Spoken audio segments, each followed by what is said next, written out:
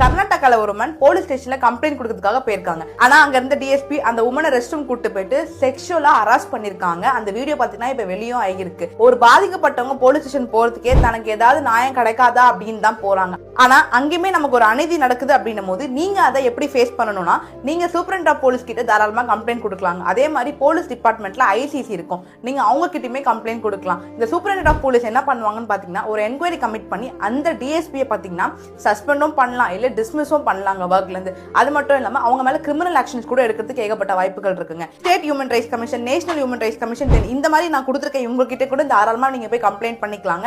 So அதனால உங்க நியாயத்தை நீங்க வாங்க முடியும். அதிகாரத்துல இருக்கேன் அப்படின்ற ஒரு விஷயத்தினால நம்மள யாரை என்ன பண்ண முடியும் அப்படின்றதுக்காக ஒரு பொண்ணை செக்ஷுவல் ஹராஸ்மெண்ட் பண்றாங்க அப்படின்னா நீங்க இந்த மாதிரி ப்ராப்ளத்தை ஃபேஸ் பண்றீங்க அப்படின்னா அவங்க அதிகாரத்துல இருக்க பவரை உடைக்கணும் அப்படின்னா உங்களுக்கு சட்டம் தெரியணுங்க. இந்த வேலை பார்த்தீங்கன்னா நீங்க தாராளமா லீகல் ரெமெடி எடுத்துக்கலாங்க. இது எல்லாருமே தெரிஞ்சுக்கோங்க. போலீஸ் ஸ்டேஷன்ல இப்படி ஒரு குற்றம் நடக்குது அப்படின்றத பத்தியும் இந்த நியூஸ் பத்தியும் நீங்க நினைக்கிறீங்கன்றத கமெண்ட்ஸ்ல சொல்லுங்க.